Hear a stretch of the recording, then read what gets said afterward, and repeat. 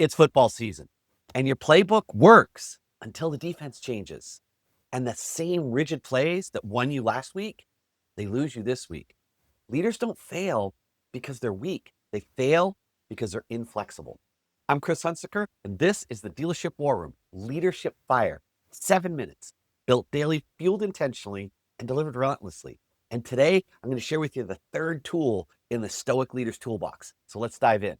As the afternoon at Plato's Academy progressed, we got into tool number 3 that Dr. Robertson shared with us. It was absolutely amazing. And this will be a game changer in the upcoming incredibly turbulent and changing environment.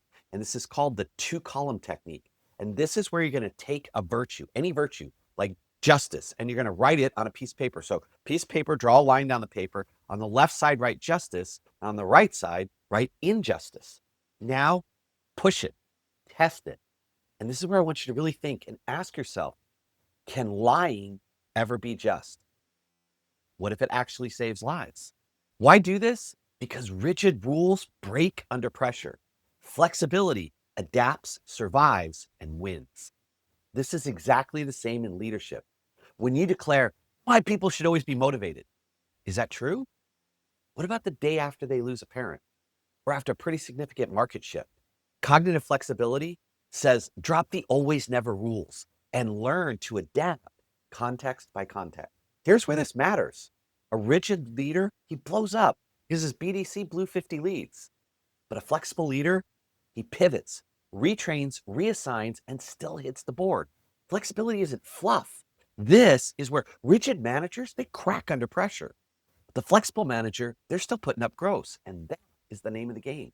Flexibility isn't about lowering the bar. It's about adjusting your grip so that you can still lift it. It's not just strategic, it's emotional.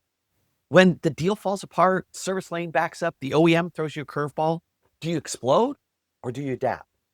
Because your people are watching, and what you do sets the tone for them. Stoicism calls this wisdom in action. Positive psychology calls this resilience.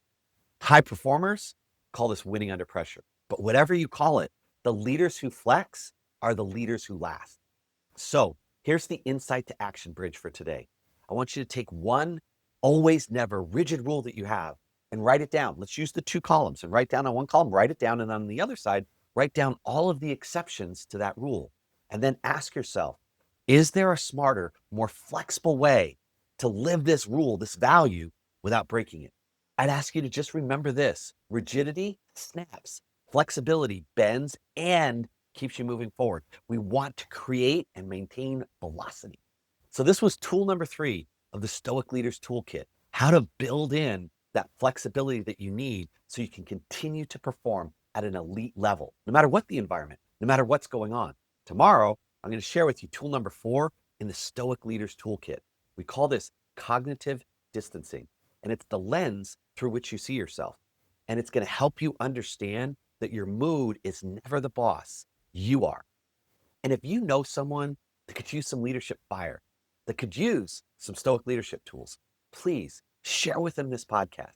And until then, stay wise, stay flexible, and go out and create some leadership fire in your store today. And I'll see you tomorrow in the Dealership War Room.